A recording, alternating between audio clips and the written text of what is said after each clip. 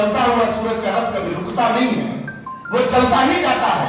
उसकी रश्मियां चाहे यहाँ चाहे कहीं और आपको दिखे चाहे नहीं दिखे, लेकिन सूर्य ने अपनी सेवाओं को के लिए नहीं रोका है। हम कहते हैं कि बन गए सूरज अगर जलना पड़ेगा आपको। आपने ये रास्ता चुना है कि हम सूरज बनेंगे, हम रोशनी देंगे, हम ज्ञान देंगे।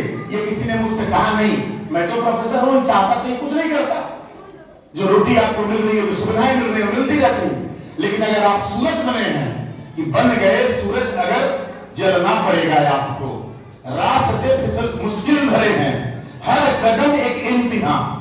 रास्ते मुश्किल भरे हैं, हर कदम एक इम्तिहान। इस डगर पर दिन गिरे, इस डगर पर दिन गिरे, चलना पड़ेगा आपको। ये रास्ता मुश्किल का हो सकता है, फिसलन का हो सकता है, लेकिन आपने परमात्मा से मांगा है कि मैं ही सूरज बनूंगा। क्योंकि आप ही परिभाषा देते हैं कि गुरु अंधकार को दूर करने वाले को कहते हैं। गुरु का अर्थ आप बताते हैं, रूप का अर्थ आप बताते हैं, विद्या का अर्थ आप बताते हैं। तो आपने जिस मिठाई को चुना, वो मिठाई चाहे जितनी कठोर होगी, जब आपने स्वयं से फैसला लिया कि हम शिक्षक बनेंगे, तो हर कदम आपको परीक्षाएं आपकी आएंगी। और परीक्षा सिर्फ शिक्षक और प्रिंसिपल की होगी, विद्यार्थी की तो बाद में होती है। वो तो उसकी छमाही, तिमाही और मिड टर्म और वार्षिक, लेकिन शिक्षक को तो रोज पढ़ के उसके क्लास में जाना है। उसकी रोज परीक्षा है। वो गुड कैसे लिख रहा है, बेटर कैसे लिख रहा है, बेस्ट कैसे लिख रहा है, कॉम्बिनेट कैसे कर रहा है, एक स्पेलिंग। जैसे आदमी किसी को कॉन्ट्रीब्यूशन देता है तो एक बार स्पेलिंग को चेक करता है, क्योंकि मैं लिख रहा हूं, मेरी मात्रात्मक त्रुटियों को समाज माफ नहीं करेगा। हमारी परीक्षाएं रोज होंगी। हम आईना है जिसमें कोई चेहरा अपना के देखता है कि हम कितना सुंदर लग रहे हैं। वह हर अभिभावक, वह हर माता पिता और बेटा और बेटी इन आईनों में अपना चेहरा निहारता है। इसलिए आईने को हमेशा साफ रखना पड़ेगा, चमकना पड़ेगा। ये उम्मीद हमको प्रिंसिपल से लेके उनकी पूरी टीम तक है कि आपकी जिम्मेदारियां बड़ी हैं। आप पर भरोसा करके कोई बेटे और बेटी को अपने गोद के उस सुकुमार को लेके आता है, न जाने कितना प्यार उसकी मां लुटाती है, और वो 4 घंटा 6 घंटा 8 घंटा आपके बीच में रहता है। तो आपको टीचर के साथ साथ एक अभिभावक के रूप में एक मित्रता बनानी चाहिए उन सभी माताओं से, सभी पिताओं से, कि हम भी देखते हैं, आप भी अपने बच्चे के लिए जगिए, सुबह बैठाइए, उनको पढ़ना सिखाइए, कठिनाई हो तो भी नाश्ता दीजिए, क्योंकि उनके ब्रेन का भी विकास होना है। आप जानते हैं कि इस प्रक्रिया से जुड़ा हुआ ये पूरा आपका बच्चा है, और अगर स्वस्थ रहेगा तो बढ़िया पढ़ेगा, उसको याद होगा, कल उसी से वो आगे बढ़ेगा।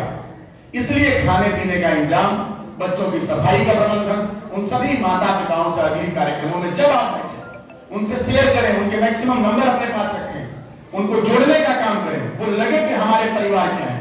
उनकी कठिनाइयों को भी समझो, और व्यक्तिगत रूप से अगर कोई बड़ी कठिनाई हो तो प्रबंध तंत्र के स्तर पर मैं आपसे वादा करता हूं इन अभिभावकों के समक्ष आप हमें भी शेयर करें कि इस विद्यार्थी में ये कठिनाई है, अगर बल हम लोग नहीं देंगे तो ये पढ़ नहीं पाएगा। मैं तो बार बार मंचों पर कहता हूं कि शहीद परिवारों के लिए और गरीब परिवारों के लिए दरवाजे दोनों तरफ खुले हुए हैं। छोटे दरवाजे से नहीं आना है, चौड़े और बड़े दरवाजे से आना है। गरीब का बेटा यहाँ रहे, यहाँ पढ़े, उसकी ताकत बनेगी। सत्यदेव परिवार में हम जाएंगे तो मेरा सम्मान होगा और जरूर मेरी बात सुनी जाएगी। इन्हीं भावों के साथ मां सरस्वती के चरणों में नमन करते हुए, अतिथि क्या है, जो भाई हैं और काम करते हैं, उनके जीवन के लिए भी, और अतिथि के रूप में जो विकास राय जी हैं, प्रिंसिपल साहब हैं, इसी में अतिथि हैं, तो सबके लिए भी बहुत सुखद हो। होली एक रंगारंग त्योहार है, बसंत का त्योहार है, प्रकृति भी झूमने लगती है, खेलने लगती है, पत्तियां नई आ जाती हैं, रंग बिरंगे फूल खिल जाते हैं। तो मैं चाहता हूं कि आपके चेहरे का भी जो रंग है वो जितना सुंदर हो सके उसको सुंदर बनाने की इस होली में आप कोशिश करेंगे। लोगों को रंगते हैं हम, रंग भीतर वाला भी बाहर आता है, और बाहर से भी हम गालों पर, माथे पर, शरीर में पोत करके उसको यही दिखा देते हैं कि हम कितना रंगीन हैं। और ये अवसर एकादशी के दिन से, भोलेनाथ के दिन से हम लोग शुरू करते हैं। तो इस जश्न की आपको खूब बधाइयां। इसको ऊपर उठ करके इस देश का बड़ा पर्व मान करके अपने अपने घर बच्चों के साथ परमात्मा की कृपा से आप और अच्छे से मनाएं। जय हिंद, जय भारत, धन्यवाद।